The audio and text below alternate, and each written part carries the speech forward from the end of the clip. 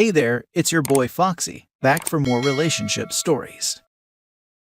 My husband's ex-girlfriend is dying, and her last wish is to be with my husband. Original post.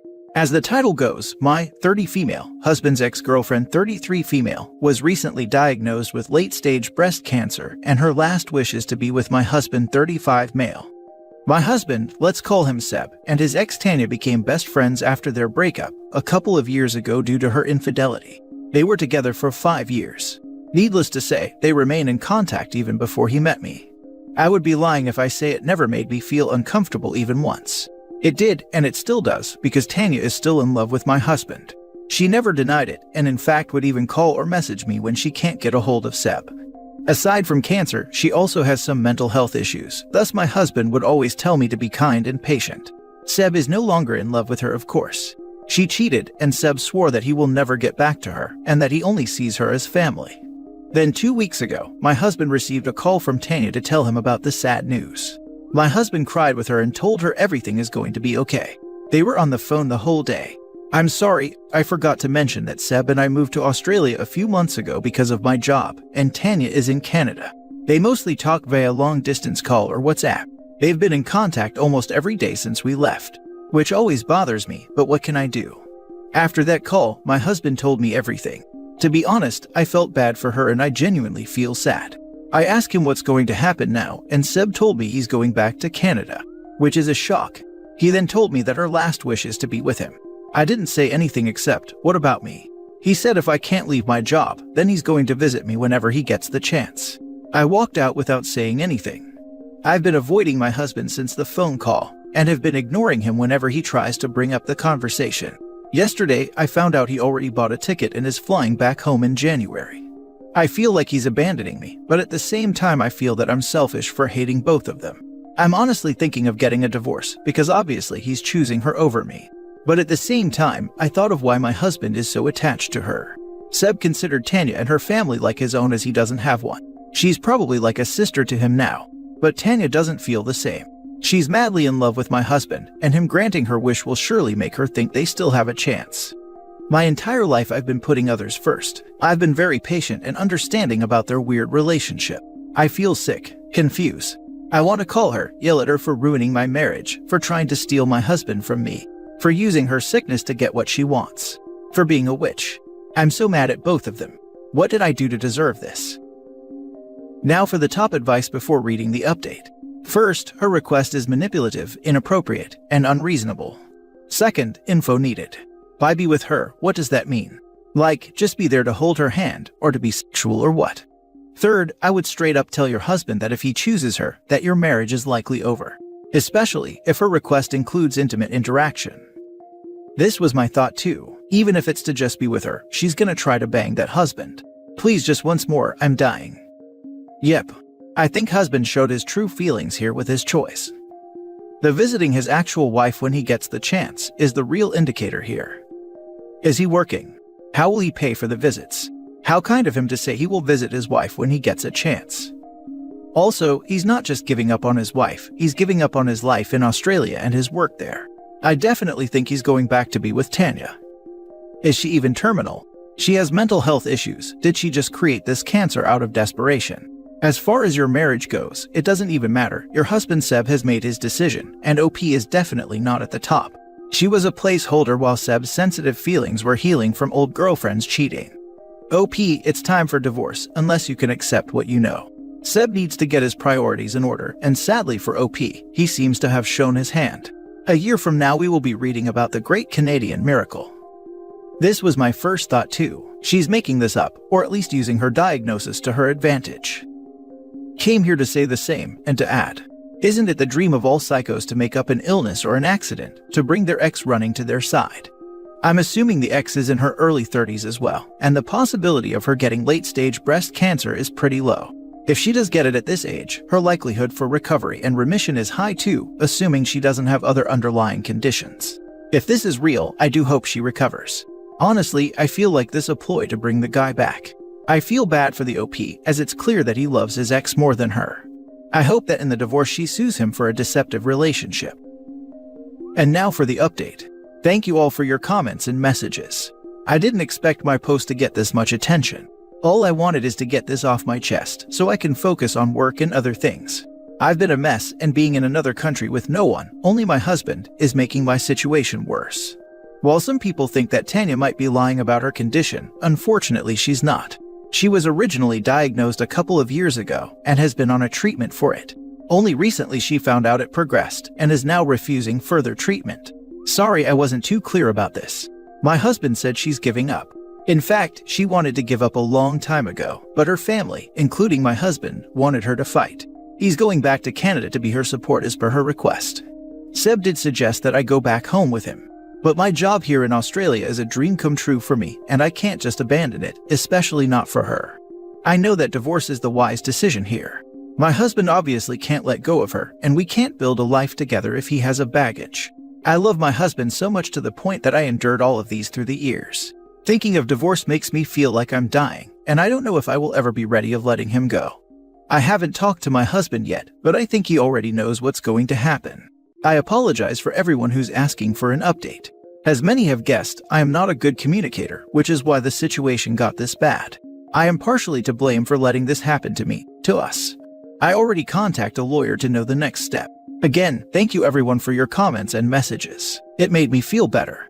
I feel horrible for wanting to stop a dying person's wish and for being mad with someone who's helpless, but you all are right. I should also think of myself. Please take care of yourself in this moment. If possible, maybe the divorce can happen before he leaves. That way you both can break clean. And once she does die, he might come back with beautiful words of remorse or guilt, but please don't let that blind you. He has made his choice. And if he is this attached, there will forever be a shadow from her staining everything. Wishing you the best. Go to therapy, you didn't cause any of this, he never deserved you.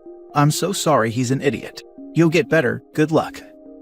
A few things I'd like to say. 1. You didn't cause any of this. Communication wouldn't have helped the situation at all. Your husband and his ex are being exceedingly unreasonable. 2. I haven't talked to my husband yet, but I think he already knows what's going to happen. He is literally abandoning his wife to go be with his ex. Yeah, he knows what the end result is, and if he doesn't, he is an actual moron. 3. He's going back to Canada to be her support as per her request. This is where I'm confused. If they're ex-partners, why is he going back there? I don't know if he has kids with her or not, but there must be a reason why they split, and if he still holds a flame for his ex, I have to wonder why. This whole situation is bizarre from his part. 4. I already contacted a lawyer to know the next step. Good, you need to protect yourself. His stupid butt isn't going to. Good luck, and if you need us, reach out. 5. But my job here in Australia is a dream come true for me, and I can't just abandon it, especially not for her. You're right, don't. 6. I know that divorce is the wise decision here. It's really the only decision. Who knows if she will ask him, can we just sleep together before I go? If he has no issue moving countries, that's much less of a request to do, and that would be extremely unfair to you. When she is gone, what is he gonna do then? Okay honey, I'm ready to be back in the relationship now. Get the hell out of here. In my opinion, divorce is unreasonable, but he obviously doesn't care about your feelings, literally at all. 7. I apologize for everyone who's asking for an update. You don't owe us anything. Focus on yourself and getting your stuff in order. The internet can wait, unless you need us of course. Good luck. Sorry your husband is an ass. They split because Tanya cheated on him. Yeah, she clearly doesn't give a damn about cheating on a moral level, so what's to stop her from propositioning this married man that she's in love with? Literally nothing lol. I think OP is giving her husband way too much credit. He's convinced her that he doesn't have romantic feelings for Tanya, that it's all one-sided, but he's literally walking away from his marriage to move back to Canada for her. He promises to visit his wife when he gets a chance though. What a stand-up guy. I'm astonished by his audacity. He plans to go to Canada, watch her die, be devastated, then come running back to OP for comfort. Like, is this guy for real? OP, the acceptable thing for your husband to do here is to briefly visit her one last time, say his goodbyes, then come home. Not actually move there for who knows how long, and expect you to be waiting patiently back home. And it's definitely not acceptable that he asked you to give up your dream career for her. He's very clearly not over her, and he very clearly doesn't care about you at all. I'm so sorry he doesn't, but please don't let him waste any more of your life. You seem like a good person who's been taken advantage of. You deserve better. Whatever you do, do not let him come running back to you once she dies. You can't compete with a ghost. Now for the last story. I just called off my wedding after I found out he slept with his ex-girlfriend on our bed while I was away. I was supposed to get married last Saturday. I found out he was cheating a bit more than a week before the wedding. His ex-girlfriend had been sleeping with him in the same apartment that he and I shared while I was traveling for work. It wasn't a one-time thing. I got evidence he did this regularly. 2 months ago, he said something that cracked my trust. He suggested his ex-boss was just yummy. I was hurt, jealous, and felt disrespected when he went on about her being his one that got away. For a long time, he denied ever dating, sleeping with, or ever having any involvement with her. I went for my phone that I loaned him very briefly. It's an old phone, so he didn't want to keep it. I found it in his brother's drawer. His brother used it briefly. I felt guilty and ashamed for going through someone's things. The chip wasn't there, but still, I found some messages. I will say that from what I read, they never saw me as a family member. It breaks my soul to read his brother's advice. She has money, don't ever pull out. And how his entire family is counting on me helping them out. The rest of the messages include bragging about lunch break hookups with co-workers, fear over having been beaten up by the security detail of the man who married his ex, and mocking me when I was mildly depressed because we broke up very briefly last year. His brother suggested to drive her down, I don't know what this means, to keep me in line. They also agreed that his brother would call me regularly to find out about my mood. His brother did call me a lot during that time. I took his tablet with me on my trip as he hardly uses it, only to read his real-time messages. He talks to multiple women, and he invited his ex-girlfriend to stay over for 2 nights out of the 4 nights I was away. I told my family because I didn't know how to deal with this. I wanted to fly in the middle of the night and confront them, but that could mess up my job schedule. My breakup was a crap show. I told my boss I would need to leave earlier, but he wasn't pleased. He agreed to allow me to leave a bit earlier if I completed my assignment, which I did with help from my colleague. I arrived roughly 12 hours earlier. My best friend and my sister and their boyfriends were there to help me pack my stuff. His affair partner was still there. They weren't in bed or anything, but she was doing the dishes and was barefoot with a shirt and underwear. I hate her, but was almost sorry for her when he tried to blame her for the entire affair. I hate him more than I've hated anyone. My family went around gathering my things and my pets while he first acted contrite, then was angry, then begged for a second chance. Of all the things he could have said, he went crazy when he tried to log into the bank account I opened for us and found out that he couldn't access it as I called the bank to help me change all PIN numbers, close it, and open a new one. I grabbed my pets, my belongings, and whatever was mine and left. My family has been helping me with this. I had to return all the presents and cash gifts. I didn't want to call anyone, but my friends did. My sister got fed up with his family saying horrible things about me, so she posted a brief video of him and affair partner while we were arguing to prove that he cheated. They were implying that I was unfaithful and that my business trips were a sham. I will never be able to erase seeing her in her underwear standing in our kitchen. She called me names and brought up my age and said, at least I'm not almost 40 and trying to snag a husband. She's in her mid-20s. He's my own age. I changed my number and deleted all my social media. I don't know what to do. I hope my transfer application is accepted. I feel numb and don't know if to stay with my family or get my own place or what. I feel nervous all the time. I'm dreading going back to work. I had to tell my boss and got a wellness break. I wasn't on his lease, but paid for everything else while he tried to get out of debt. My parents changed their numbers because his family keeps calling. They wanted to know if I was interested in letting him keep the car. I've already lost too much weight. I hate Netflix because I can't stand scenes about kissing or engaging in physical contact. It reminds me of them. I feel crushed and stupid. If he didn't want me, he needed to just have left me alone. I was on cloud 9 thinking of our relationship and our future. It was a huge lie, and him and his family apparently had me as their own private comedy. This just hurts so much. His children that I loved never reached out. We used to exchange emails all the time. I never blocked them from my phone. I guess they share the sentiment that I'm just a detail on their landscape and a $sign. Right now, all I have is my job to help me retain some personal dignity. I'm clean, but I have lost all interest in looking presentable. I hate looking at the mirror. I hate all of my underwear because I bought it to look nice for him. My friend suggested a makeover, but that's not going to help change my reality. My best friend is trying to help me sell the dress. I never want to see it again. I'm looking for advice on moving on or forgetting or something. I don't want to date. I don't think I will ever trust a man enough to fantasize about a life together. How do I keep myself from falling apart? Thanks for reading. I would really like some advice. Now for the top advice. You do realize that there is no way to go but up. This guy was literally the worst ever. Don't let him keep the car. Not happening. I got the car and both keys, and there's no reason for him to keep it other than not having enough credit to buy a new one. My heart truly aches for you. Your ex and his family are toxic, so I am really glad you discovered all of this prior to your wedding.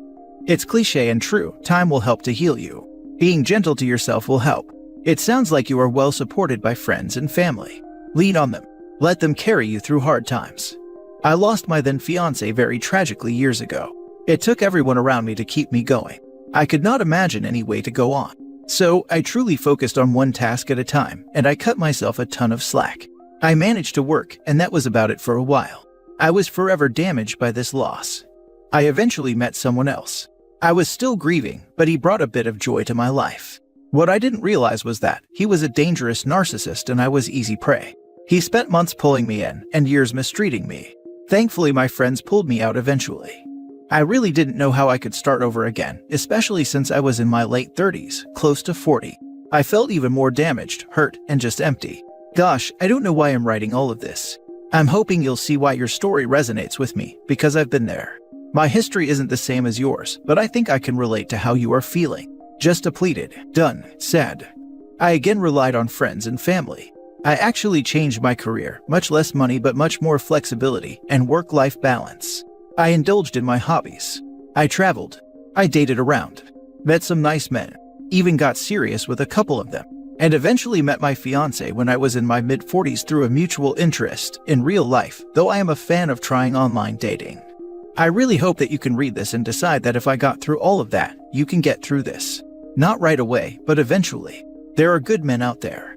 I like relationships, though no harm in being single as long as you'd like. I hope the best for you. Thanks so much for your thoughts and response.